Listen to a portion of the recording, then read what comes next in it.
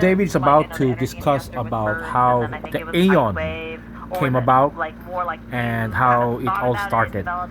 So, let's listen to David right now. Well, he left it up to me, which was good. That's gone. The way, generally the way that we worked is I would develop a product, and then I would say, hey, I've just developed this and this patch, and it elevates carnosine. How do you think about, what do you think about the research? How do you feel about marketing this? You want to go after strength and stamina? You want to go after cognitive function? What type of test do you want to run?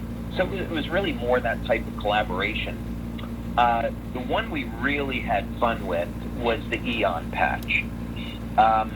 There's an aspect of this that I can't talk about because I don't want people to make claims about the patch if they knew some of the particulars. But long story short, Dr. Steve and I met a medical doctor that was doing research, and the part that I can talk about was this researcher was interested in longevity, and he was working with bees. And he was able to isolate the peptide that allowed a a queen bee, to live 50 to 60 times longer than a worker bee.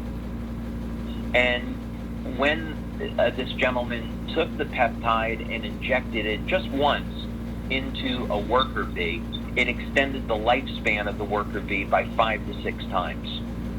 Wow. So the downside was that in order to apply this to human beings, you'd have to give 300 grams per day by IV over a 20-hour period because of the short half-life.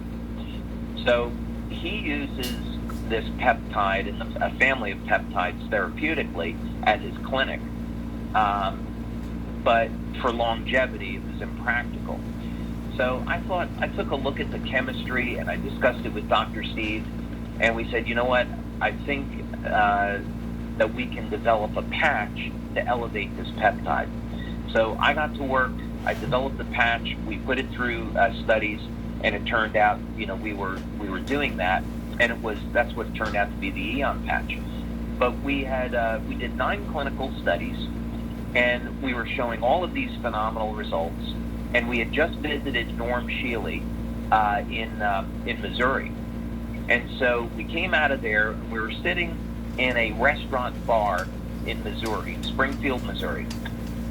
And we were saying, how are we going to market this product?